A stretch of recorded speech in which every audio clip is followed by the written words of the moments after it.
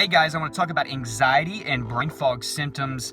A very, very concerning and scary symptom, but common, of people that suffer from high levels of anxiety or stress. Things like depression, panic disorder, health anxiety especially. And it's brutal with health anxiety because then you think something else is going on behind the scenes.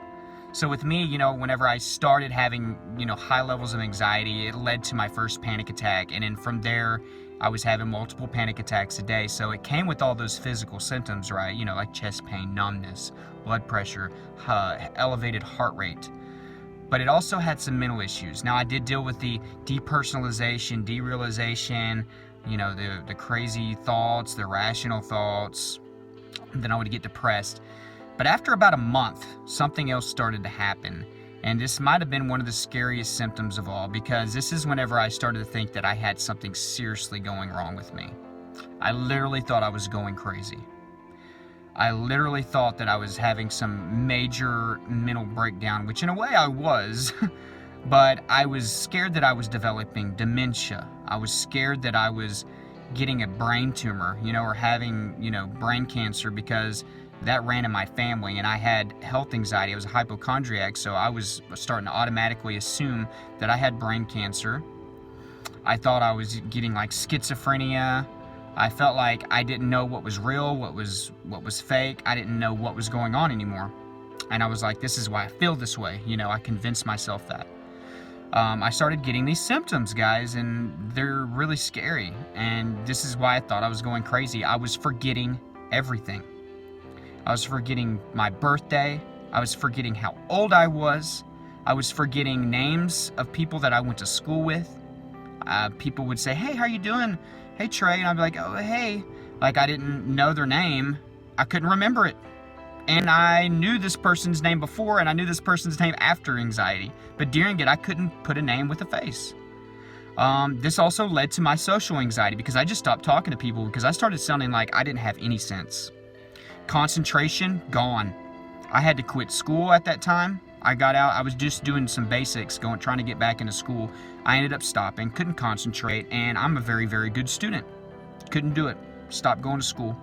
My job, I had a general manager job. What did I end up doing there? Quitting. I couldn't handle the pressure. Yeah, I was having panic attacks at work, but I just felt like I couldn't perform anymore. I felt like I didn't have the desire to have all these responsibilities. I just had this weird feeling that I was going to fail at everything.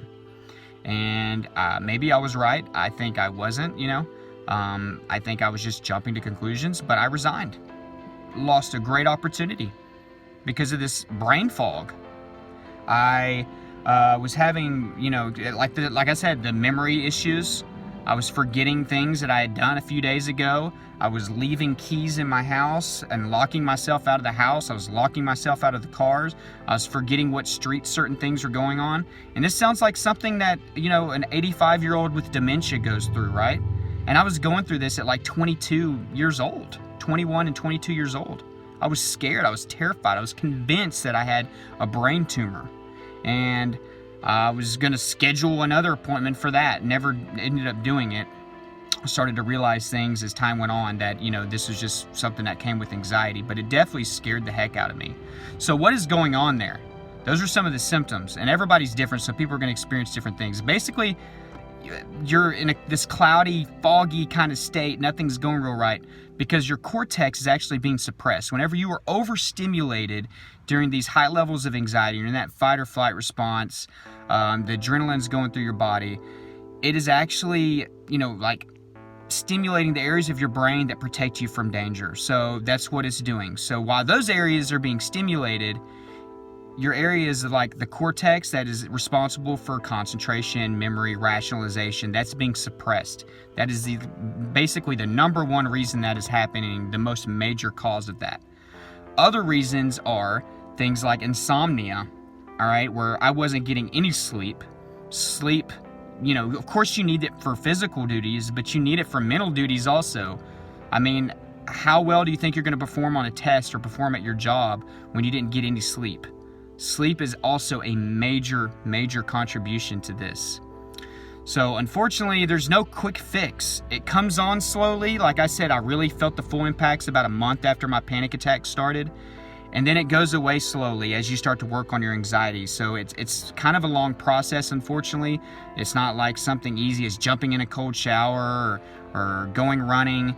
The brain fog is gonna wear off a little slower. It's something that's been wired in, and you gotta, rewire your brain, and that takes time. But if you're going through this, guys, it is normal if you have high levels of anxiety to just go through these just trances almost, like this brain fog, hazy, cloudy time period. Things just didn't even look the same to me. A tree on a beautiful day didn't look like that. It didn't look the same. It was like everything looked a shade grayer or something. I don't know. It was scary. I was terrified. I thought the world was just ending on me. I felt like impending doom at all times. Oh man, I'm so happy that crap is over. So what do you got to do? You got to keep working on your anxiety.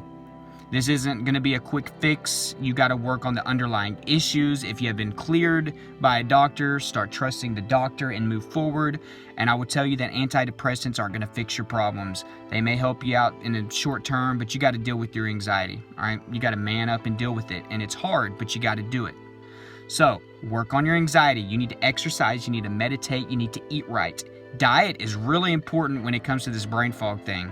Diet is crucial when it comes to brain chemistry and rewiring your brain. You got to eat the right nutrients, be taking your multivitamins.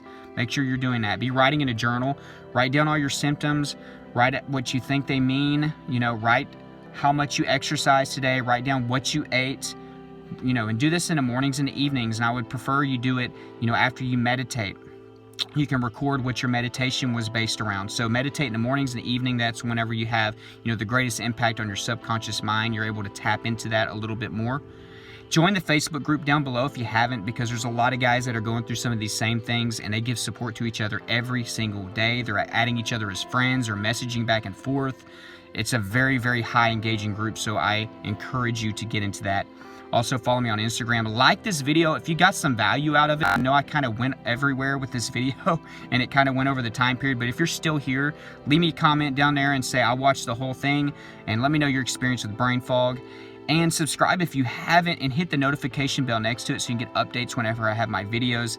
And I appreciate you for watching the whole thing. If you did, like I said, I'm sorry it went over. Y'all have a great one, guys.